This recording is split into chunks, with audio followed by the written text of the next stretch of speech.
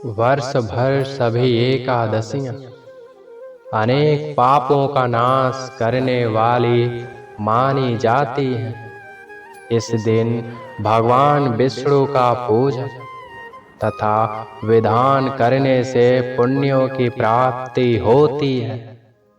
एकादशी का दिन पितरों को मुक्ति के लिए बहुत खास है, क्योंकि जिन पितरों को मोक्ष प्राप्त नहीं हुआ है, उनके लिए इस दिन एक लोटे पानी में थोड़े से काले तिल मिलाकर दक्षिण दिशा की ओर मुख करके पितृ तर्पण करने से पितरों को मोक्ष प्राप्त होता है।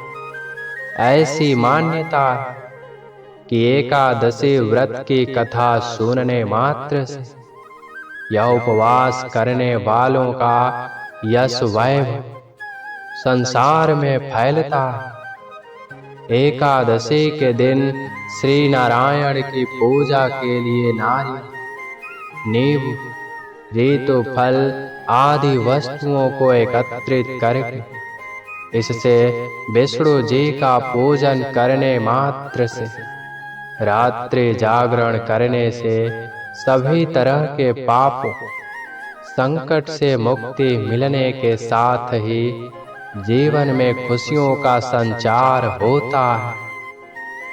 एकादशी व्रत रखने वाले भक्तों पर श्री विष्णु की कृपा बरसने से उनके पितरों के लिए मोक्ष के द्वार खुल जाते हैं। एकादशी का व्रत करने मात्र से जन्म जन्मांतर के पाप नष्ट होकर यह मोक्ष तथा जन्म मरण के चक्र से मुक्ति दिलाता है। यह एकादशी सभी पापों को नष्ट करने वाली मानी गई है तथा इस व्रत से व्रतधारी के परिवार के लोगों को इसका पुण्य फल मिलता है। वर्ष भर में आने वाली सभी एकादशी के व्रत को अत्यंत पवित्र एवं जीवन के अंतिम समय में वैकुंठ दिलाने वाली तथा परिवार को हर कष्ट से मुक्ति देने वाली मानी गई है। एकादशी की रात्रि को सोना नहीं चाहिए। इस व्रत में पूरी रात जागकर श्री विष्णु की भक्ति करनी चाहिए। रात्रि के समय भगवान विष्णु की प्रतिमा के निकट बैठकर भजन करते हुए जागरण करने से उनकी विशेष कृपा प्राप्त होती है।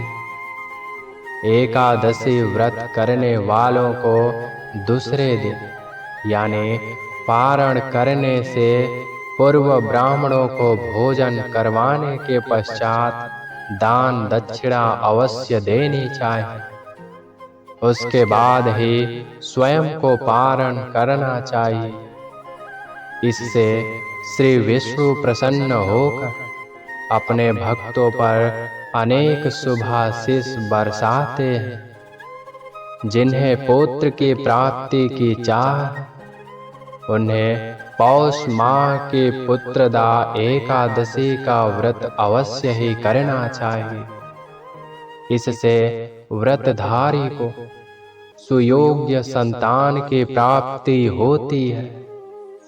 एकादशी व्रत रखने से दुर्भाग्य, दरिद्रता तथा अनेक प्रकार के कष्ट दूर होकर मोक्ष की प्राप्ति तथा सुख संपत्ति, ऐश्वर्य, पुत्र पौत्रादि से खुशहाल जीवन का वरदान प्राप्त होता है। इस दिन श्री विष्णु लक्ष्मी जी की आरती, मंत्र, सहस्त्र नाम, स्तोत्र कथा आदि का पूरे मन से पाठ करने से जीवन में शुभता आकर हर तरह से लाभ प्राप्त होता है। एकादशी व्रत पूर्ण रूपेण मन पूर्वक करने से मनुष्य तपस्वी, विद्वान पुत्रवान और लक्ष्मीवान बनता है। एकादशी व्रत